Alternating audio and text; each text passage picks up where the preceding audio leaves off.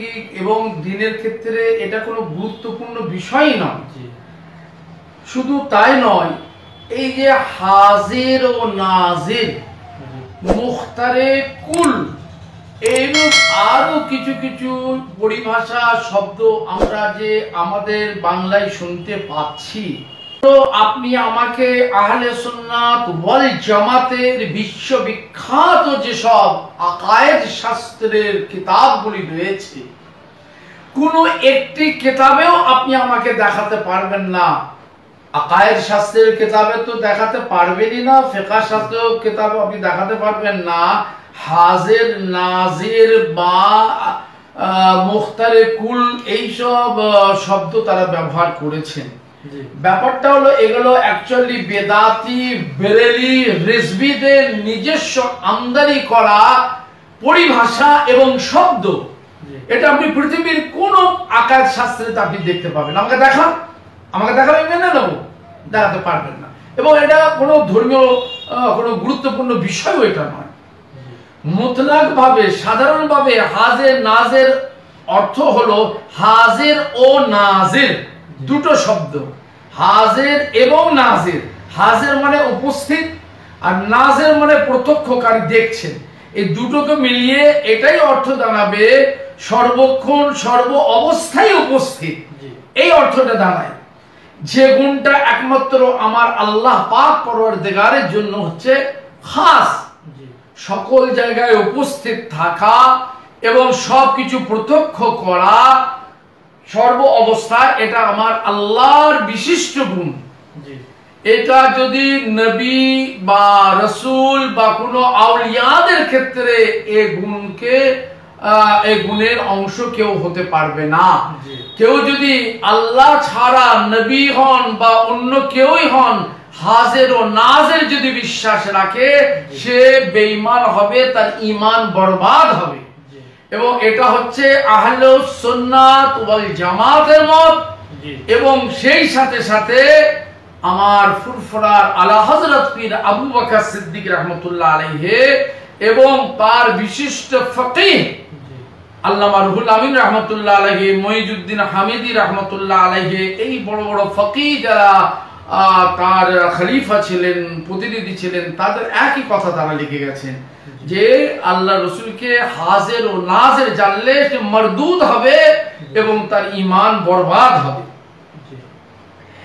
এখন কথা হলো এখানে কিছু আমাদের মধ্যে, যেমন ওই কি নাম বললেন আপনি, ওই মেদিনীপুরে আলিয়াসগাহ সাহেবের কথা, ফুরফুরা, এদিকে বলছে ফুরফুরা করে খাচ্ছে মুজাদ্দিদে জামানের বাগানে, আর এখানে কি করছে বেদাতি আর আপনার রিজভি বেরেলভিদের মত, তাদের বই পড়ছে, পড়ে সেই সব মত ঢুকাচ্ছে।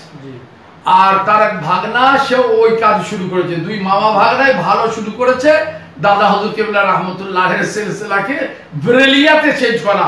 তারা আবার আমাকে বলে ওয়াহাবি, আমাকে বলে মুনাফিক। তাদের মতো বড় মুনাফিক অথবা তাদের মতো বড় বেদাতি একটা নেই দাদা হুজুর কেবলার সাথে। মুখে দাদা হুজুর কেবলা দিচ্ছে পয়সা লুটার জন্য, আর দাদা হুজুর কেবলার সিলসিলার তার মতবাদের গলায় ছুরি চালাচ্ছে। এরা বড় মুনাফিক। এবং এই শ্রেণীর যারা আছে আলিয়াসগার ভাগনা, এরা হচ্ছে বড় মুনাফিক এবং এরা হচ্ছে বড় গাদ্দার। ফুরফুরা মুজাদ্দিদে জামানের সঙ্গে এরা গাদ্দারি করতে চলেছে। এবার কথা হচ্ছে যে হ্যাঁ, ফুরফুরা শরীফের মতে বলা হয়েছে কি যে ইমকানে হুজুর, তার মানে আল্লাহ যদি মনে করেন, তার আল্লাহর ইচ্ছা হলে তার নবীর রূহ কোনো সময় কোনো জায়গায় হাজির করতে পারেন, সেটা হচ্ছে আলাদা বিষয়। ইমকানে হুজুর সেটা আমরাও মানি, কিন্তু ওর সঙ্গে আর হাজির নাজির দুটোকে গুলিয়ে ফেলে দিয়ে একসঙ্গে করে দিয়ে আর সাধারণ মানুষের ঈমানগুলোকে বরবাদ করা, এটা কোনোদিন হক আলেমদের কাজ নয়। আমার দাদা হুজুর কেবলা তা করেননি, তার খলিফারাও তা করেননি। এখন এইসব কাজ চলছে। বিশেষ করে দেখতে পাচ্ছি যারা আমাকে বলছে ওয়াহাবি, আমি নাম লিখছি না, একটা রাখাল, ওর সঙ্গে কথা বলা আমি নিজেকে অপমান বোধ করি। একটা রাখাল একটা বাংলা পড়তে জানে না, একটা বাংলা বোঝার মতো ক্ষমতা নেই, আরবি উর্দু তো দূরের কথা। গলায় গামছা দিয়ে মনে করছে বিশাল বড় হয়ে গেছি, গলায় একটা রুমাল দিয়ে বিশাল বড় হয়ে গেছি, ও মামা ভাগনাই দাদা হুজুর কেবলার সিলসিলার গলায় ছুরি চালাচ্ছে, বেদাতি জিনিস ঢুকাচ্ছে, আর এর প্রতিবাদ কেউ করছে না, আমি প্রতিবাদ করছি, আমি হয়ে গেলাম ওয়াহাবি মুনাফিক। সব থেকে বড় মুনাফিক গাদ্দার হচ্ছে ওরাই, এরাই এই সর্বনাশ করছে। আর যে এই যে বলছে রাসূল পাক সাল্লাল্লাহু আলাইহি ওয়াসাল্লাম যে শহীদ শব্দ যে ব্যবহার করেছে, আমাকে দেখা আলী আসগর কেন সমস্ত বেরেলি মৌলবীকে আমার চ্যালেঞ্জ থাকলো। শহীদ মানে হচ্ছে হাজের নাজের, কোরআনের তাফসীরে কোন জায়গায় যদি দেখাতে পারে তাহলে আমি আমার তাদের মানে আমি আমার মতবাদকে ত্যাগ করে দিয়ে আমি তাদের মতবাদ গ্রহণ করব। শহীদ মানে হাজের নাজের, আল্লাহ শহীদ, নবীও শহীদ। শহীদ মানে সাক্ষীদাতা, সাক্ষী না দেখলে সাক্ষী দেওয়া হয় না, কে বলেছে? তাফসীরের কিতাব খুলে দেখো, তাফসীরে নাসাফি খুলে দেখো, তাফসীরে কবির খুলে দেখো, কোনো পড়ার সাথে সাথ নেই, কোনো কিতাবের সাথে কোনো সম্পর্ক নেই। ওই বেরেলিদের বই পড়ে ওয়াজ করছি আর ওইগুলো পড়ে আমরা বড় বড় বাতেলাবাজি করছি, এর বেশি আমাদের কোনো নলেজই নেই, কোনো জ্ঞানই নেই এর বাইরে।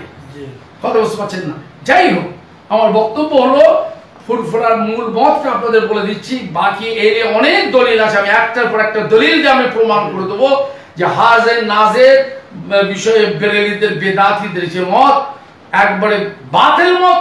ফুরফুরার আবু বকর সিদ্দিক রাহমাতুল্লাহ আলাইহি একদম বাতিল বলে দিয়েছেন, তার খলিফারাও বাতিল বলে দিয়েছেন। আর সেইগুলোকে চালাবার চেষ্টা করেছে মূর্খ সমাজে। হুজুরের ছেলে বলছে, হুজুরের ছেলে আমার খোদা? কে হুজুরের ছেলে? আমার খোদা, আমার দিন, এইগুলো তো মূর্খামো। মক্কা শরীফে দেখে এলাম, মক্কা শরীফ আমার খোদা না আমার দলিল।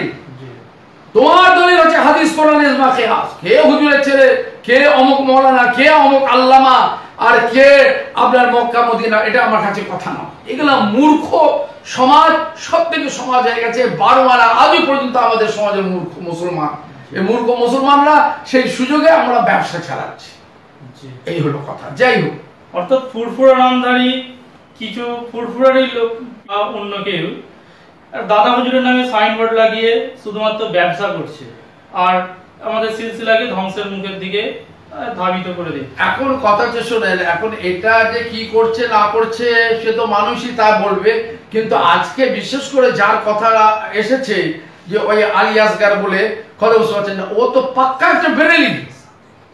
ওর ওয়াজ নসিহত হাদিস কোরআনের তাহরিফ করছে, কোরআন বলছে তার মানে আলাদা করে দিচ্ছে, হাদিস বলছে তার মানে আলাদা করে দিচ্ছে। মানে হাদিস সঙ্গে কোরআনের সঙ্গে কিভাবে করে নিজের ইচ্ছা মতো ব্যাখ্যা বিশ্লেষণ করছে, এরকম অনেক প্রমাণ আছে। সে সময় যদি আসে সে দেখা যাবে তখন কত বড় মহাপণ্ডিত হয়েছে। খালি ফাঁকা চ্যালেঞ্জ, বলে খালি চ্যালেঞ্জ দিয়ে যাচ্ছে। ফাঁকা চ্যালেঞ্জ তো সবাই দিতে পারে, চ্যালেঞ্জ কথা বুঝতে পারছেন না, ফাঁকা চ্যালেঞ্জের কথা নয়। তো চ্যালেঞ্জের জন্য আমরা বসে আছি। তবে ফুরফুরাকে শোনেন, আমার কথা হচ্ছে ফুরফুরাকে নিষ্কলুষ রাখার জন্য চ্যালেঞ্জ যদি হয়, যে কোনো চ্যালেঞ্জ গ্রহণ করার জন্য সব সময় প্রস্তুত আছে। এই হক সিলসিলাকে, নির্ভেজাল সিলসিলাকে, এই নিষ্কলুষ সাদা ধবধবে কাপড়টাকে কেউ যদি কলঙ্কিত করতে চায়, যে কেউ হোক তার সঙ্গে চ্যালেঞ্জের জন্য আমি রেডি আছে, প্রস্তুত আছি। কারণ এটা হাদিস কোরআন কথা বলবে, এখানে তো অন্য কিছু না। তবে হ্যাঁ, শর্ত হচ্ছে তাকে আমার সঙ্গে কথা বলতে হবে।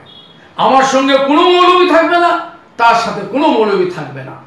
দুজনের মধ্যে হাজার হাজার মানুষের উপস্থিতিতে সেখানে আলোচনা হোক, দেখা যাক। ফাঁকা চ্যালেঞ্জ দিয়ে কোনো লাভ নেই। এই চ্যালেঞ্জ দিয়ে দিয়েছে, অমুক চ্যালেঞ্জ দিয়ে দিচ্ছে, ওনার ভাগনা বলে বেড়াচ্ছে আমাকে চ্যালেঞ্জ দিয়ে দিচ্ছে। চ্যালেঞ্জে রেডি হয়ে যাও না, কিন্তু কাউকে থাকা যাবে না। তার মামা কত বড় মহাপণ্ডিত দেখাই যাবে ইনশাল্লাহ। একা একা আলোচনা হবে। তোমার যা পুঁজি আছে, তোমার পুঁজি দিয়ে তুমি দাঁড়াবে, আমি আমার পুঁজি দিয়ে আমি আমার তাহকিক নিয়ে আমার পুঁজি নিয়ে আমি দাঁড়াবো। যাই হোক, সেটা কথা নয়।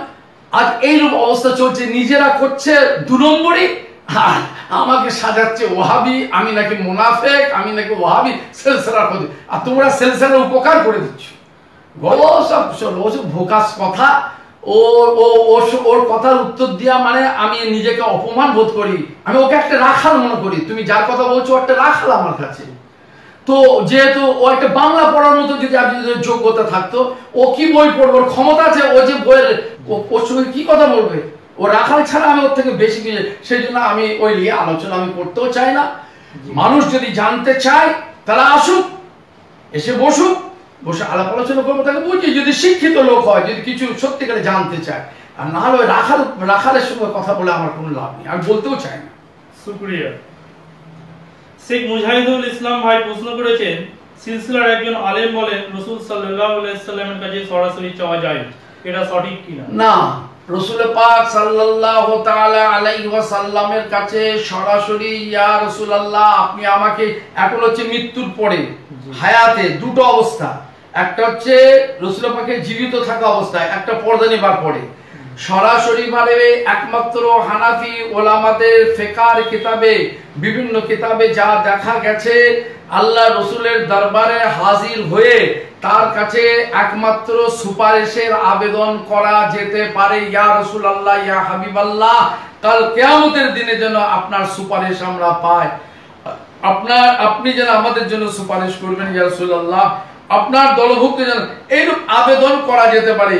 এর মধ্যে চাওয়া, যেমন মৌলানা আলী আসগর সাহেব আবু দাউদ শরীফের একটা হাদিস, আর ওদিকে হচ্ছে মুসলিম শরীফে রয়েছে, আবু দাউদে আছে, সমস্ত মুহাদ্দিসিনরা তার ব্যাখ্যা বিশ্লেষণ এক করছে, আর উনি হচ্ছেন বড় মুহাদ্দিস, তিনি ব্যাখ্যা করে দিলেন, এই তো আল্লাহ নবী জান্নাত, কি চাও বলে জান্নাত চাই, আল্লাহ জান্নাত দিয়ে দিলাম। এইসব উল্টো পাল্টা ব্যাখ্যা করে আবু দাউদের সারা খুলে দেখুন, আলী আসগর সাহেব এই কথা বলে, যে আলেম বলেছে আলী আসগর সাহেব এই কথা বলেছে, আমি নিজে কানে শুনেছি ওয়াজি, নবীর কাছে চাওয়া যাবে। কি দলিল দিচ্ছে? আবু দাউদের একটা হাদিস, আবু দাউদের এই হাদিসটা আছে, মুসলিমে তো আছে। আবু দাউদের সারা আউনুল মাবুদ খুলে দেখুন, আবু দাউদের সারা বজলুল মজহুদ খুলে দেখুন, মুসলিম শরীফের সারা শরহ নববী খুলে দেখুন কি লিখেছে, আর সেখানে মিরকাত খুলে দেখুন, আল্লামা তিবির আল কাশিফ খুলে দেখুন, সেখানে মুহাদ্দিসিনরা কি লিখছেন। আর আলী আসগর সাহেব আমাদের বড় মুহাদ্দিস, পৃথিবীর এখন হচ্ছেন বড় মুহাদ্দিস, তিনি কি বলছেন?